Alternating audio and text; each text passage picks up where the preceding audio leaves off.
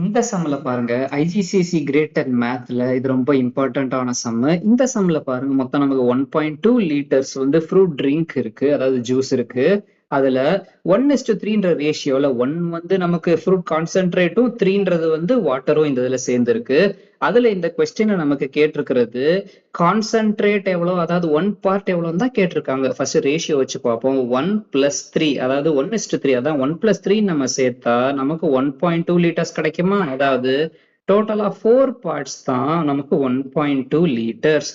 1 part நம்ம calculate பண்ணோம்னா இந்த 1.2வை நம்ம 4ஆல டிவைட் பண்ணிட்டா போதும். சோ நமக்கு 1 பார்ட்ஸ் நமக்கு வேல்யூ என்ன கிடைக்கும்? ஈஸியா நம்ம சிம்பிளிஃபை பண்ணி பார்ப்போம். 4 டேபிளே சிம்பிளிஃபை பண்ணலாம். 1 டைம்ஸ் இங்கே 12 கன்சிடர் பண்ணிக்கோங்களேன். So you will get 0.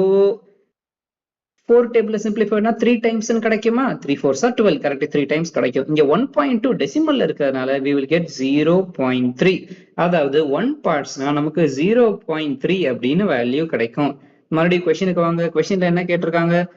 கொஸ்டின்ல கேட்டது கான்சென்ட்ரேட், அதான் கேட்டிருக்காங்க, வாட்டர் கேட்கல. இந்த 1 பார்ட் தான் நமக்கு கான்சென்ட்ரேட், இந்த 3 பார்ட்ஸ் தான் நமக்கு வாட்டர். கான்சென்ட்ரேட் தானே கண்டுபிடிக்கணும், அதோட ரேஷியோ வேல்யூ வந்து 1 தான்.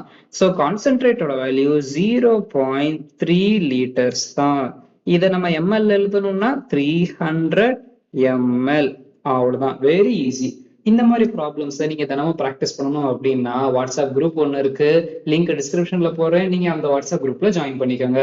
இதே மாதிரி உங்களுக்கு தினமும் ப்ராக்டிஸ்க்கு மேத்துக்கு தினமும் சம்ஸ் வந்துட்டே இருக்கும். மறக்காம குரூப்ல ஜாயின் பண்ணிக்கோங்க.